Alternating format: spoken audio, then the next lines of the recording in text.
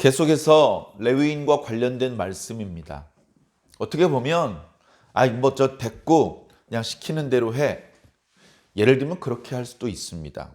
우리가 보통 아랫사람을 아주 무시하는 사람이거나 또는 무시하는 건 아니지만 아무리 설명을 쉽게 해줘도 이해할 수 없을 것 같을 때 그런 행동을 합니다. 야, 됐어. 그냥 시키는 대로 해. 그런데 하나님께서는 그렇게 하지 않으시고 사람들이 물어보지도 않았고 어떻게 보면 별로 관심도 없는데 자세히 설명을 해 주십니다. 왜 레위 사람들이 군대를 계수할 때는 포함되지 않다가 갑자기 레위 사람들을 별도로 계수를 하는지, 그리고 다른 지파의 남자들을 계수하는 것과 달리 그 다른 지파 남자들은 20세 이상으로 싸움에 나갈 만한 남자들을 계수했는데 레위 지파를 계수할 때는 생후 1개월 이상 된 모든 남자, 그가 아프든지 늙었든지 무조건 레위의 자손들 중에서 생후 1개월 이상 된 모든 자를 계수하게 그렇게 하셨습니다. 왜 그렇게 하느냐? 관심도 없어요. 시키는 대로 하면 됩니다. 그러나 하나님께서는 그 이유를 설명해 주고 있습니다. 오늘 본문 말씀은 그 긴 설명 중에 끝부분이죠. 자, 결국은 레위 사람은 하나님의 것이라는 겁니다. 이걸 이해하기가 어려워요. 자, 레위 사람들이 하나님의 소유면 유다 사람은 하나님의 소유가 아닙니까? 그 이스라엘 사람이 하나님의 소유면 애굽 사람은 하나님의 소유가 아닙니까? 그럼 사람들이 하나님의 소유면 짐승들 하나님의 소유가 아닙니까?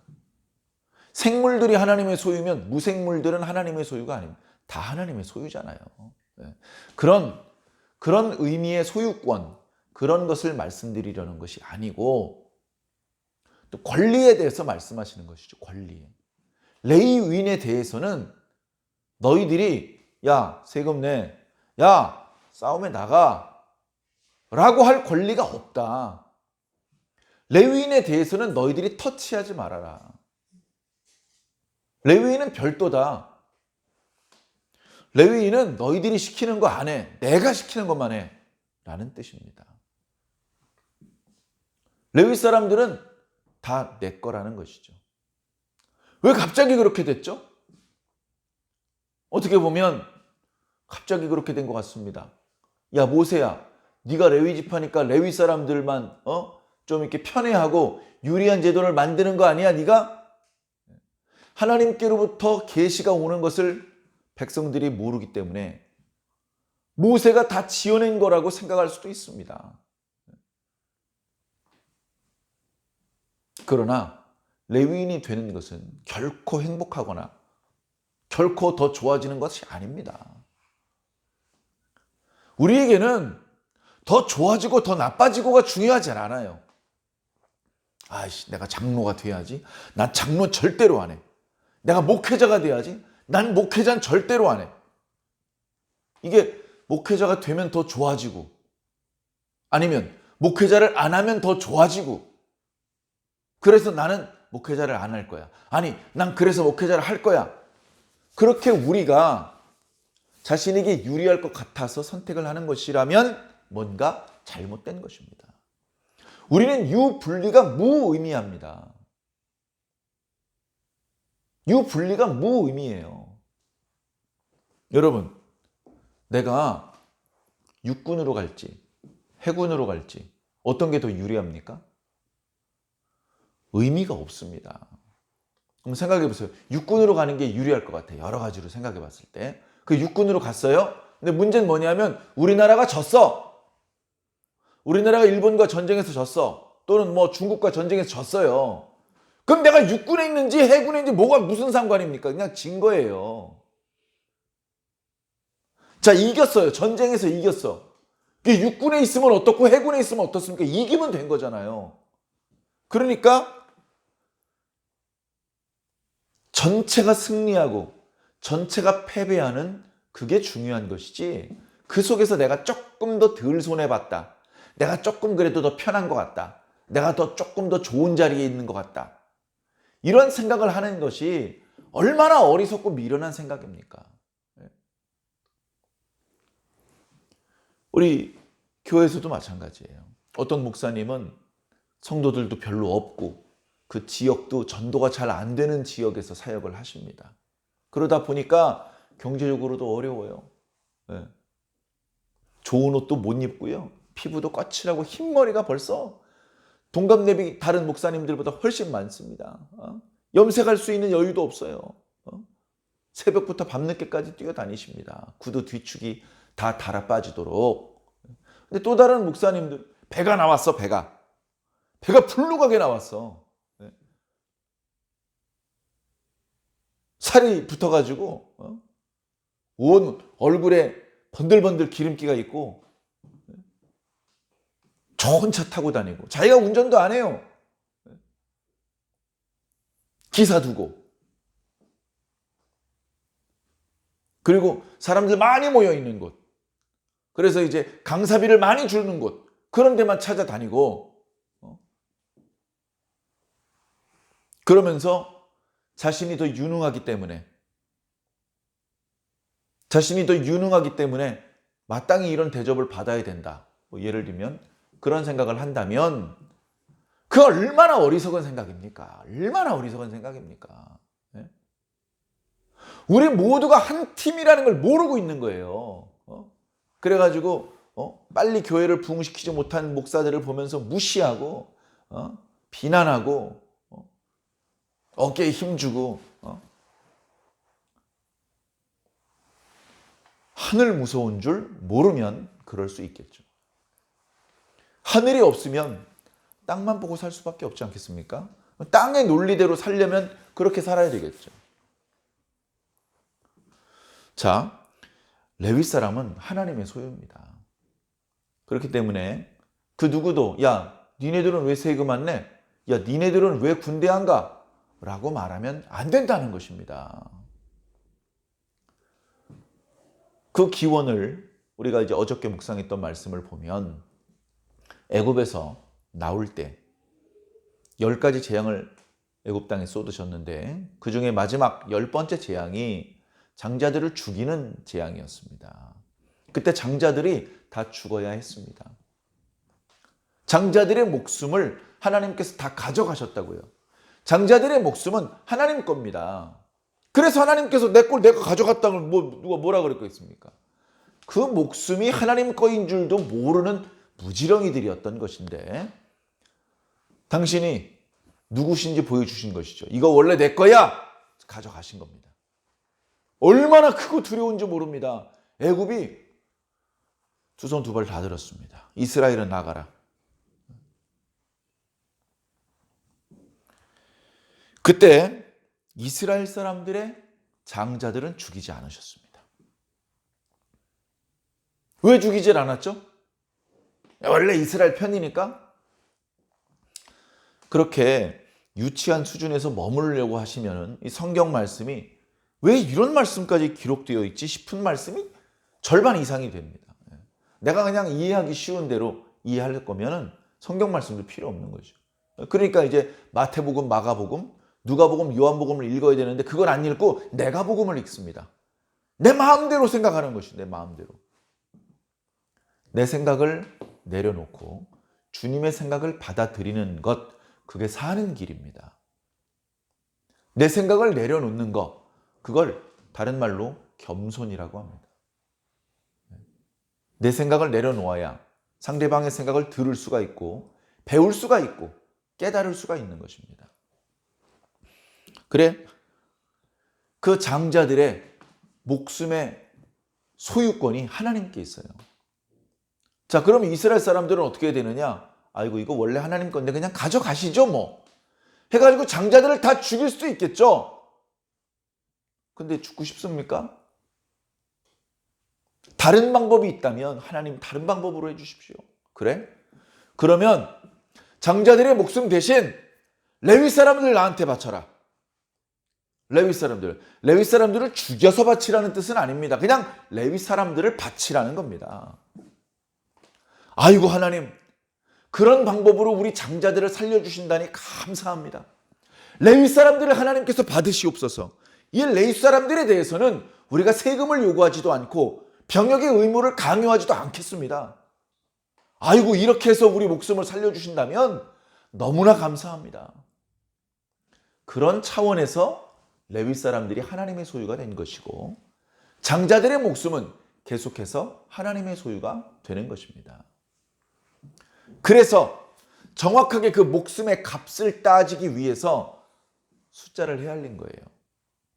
레위 사람으로 생후 1개월 이상 된 모든 남자를 계수했더니 22,000명이었습니다.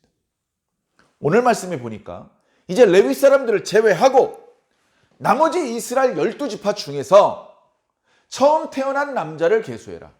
1개월 이상 된 처음 태어난 남자를 계수해라. 전쟁에 나갈 수 있고 없고 중요하지 않아요. 그냥 남자면 됩니다. 생후 1개월 된 남자는 다 계산해요. 처음 태어난 남자.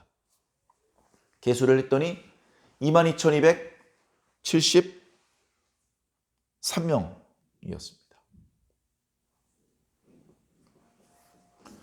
숫자가 달라요. 큰일 났네. 장자들의 숫자가 더 많아.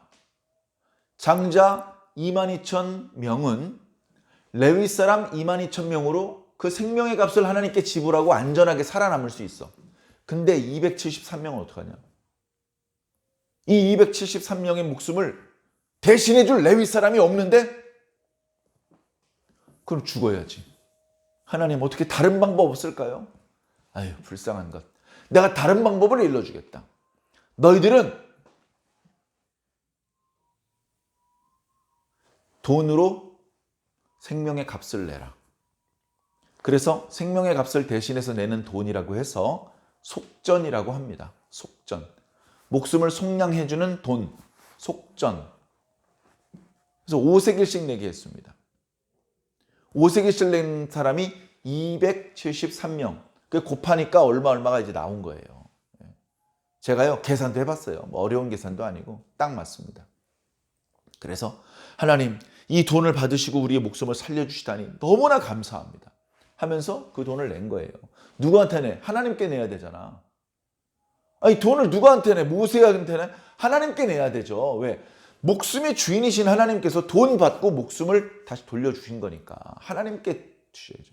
그런데 하나님께서 말씀하십니다. 그 돈 제사장들한테 줘라. 아론과 그의 아들들에게 주라는 거예요.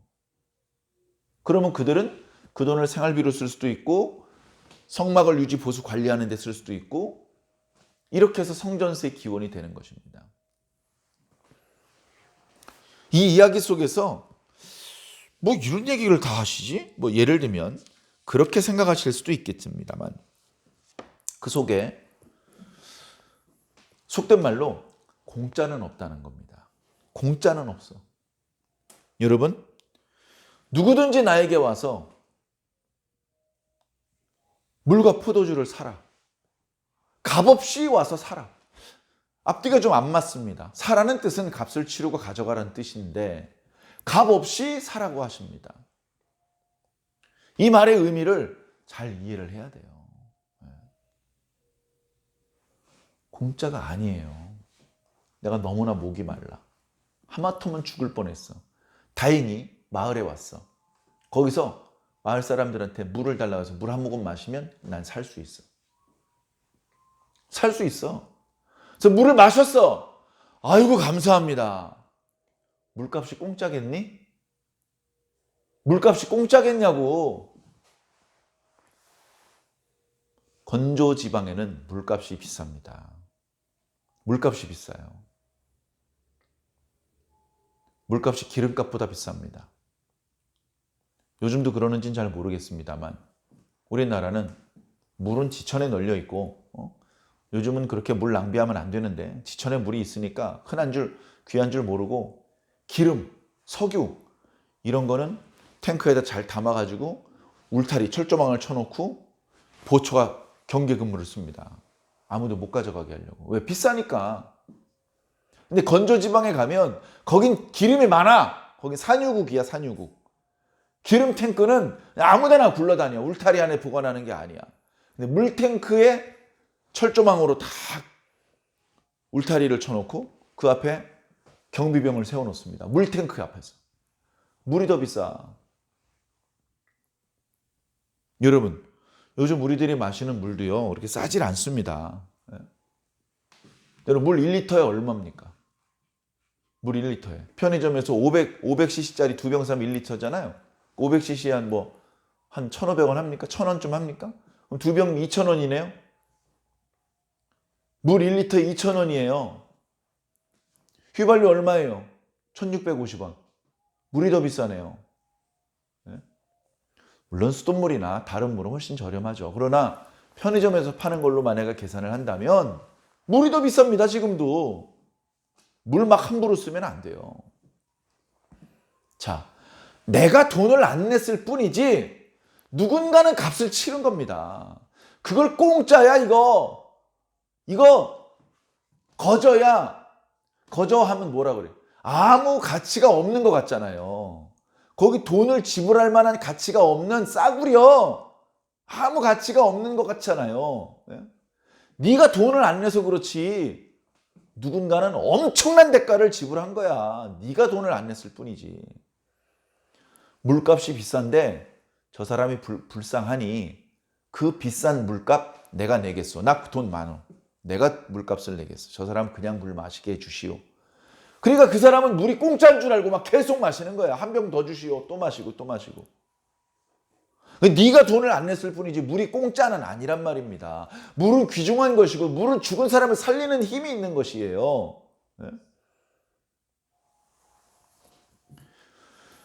예수 그리스도의 보혈이 우리를 살리셨습니다. 그거 없었으면 우리 다 죽습니다. 그 예수님의 사랑, 그 예수님의 희생이 없었으면 우린 다 죽습니다. 희망이 없습니다. 근데 살아났네요. 예수 그리스도 보혈의 공로로 우리 다 살아났네요. 얼마 내셨습니까? 하나도 안 냈잖아요. 하나도. 그러니까 공짜네? 그럼 싸구려고 아주 값어치도 없는 건가요?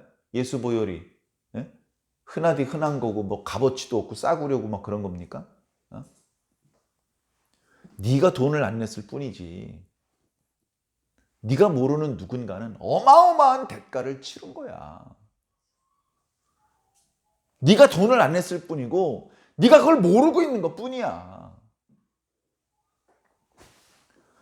그걸 알면 우리는 보통 철들었다는 말을 씁니다. 철들었다. 어린아이 때 집에 있는 거 마음대로 먹습니다. 아무거나 막 입습니다. 막 더럽히고 막 물건들 다 엎어지고 어지럽힙니다. 근데 신기하게 그 다음날 깨끗하게 입을 옷이 또 생기고요. 또 먹을 게 생기고요. 또 집이 깨끗해져 있어요. 어이 신기하네. 또 막 책도 꺼내고 장난감도 꺼내고 음식도 막 다 엎질러 버립니다. 그 다음날 또 깨끗하게 정리가 돼 있어요. 네가 정리를 안 했을 뿐이지 힘들게 니네 엄마 아빠가 정리한 거야. 그거 하느라고 밤에 늦게 주무셔야 되고 너 재워놓고 청소하느라고 청소기 돌리다가 아래층 사람한테 야단 맞아야 되고 돈 들여야 되고 전기요금부터 시작해서 빨래 해야 되고 네가 안 해서 그렇지 네가 몰라서 그렇지 저절로 되는 게 아니야. 근데 이 아이가 커서 깨달은 거예요. 아, 이 저절로 되는 게 아니라 다 아빠가 벌어온 돈으로 하는 거구나. 내가 이런 어리석은 말썽꾸러기 행동을 계속하면 아빠가 지출이 너무 많아지겠구나. 그리고 엄마 아빠가 늦게 주무시네. 나 때문에. 이거 다 엄마 아빠가 하시는 거네.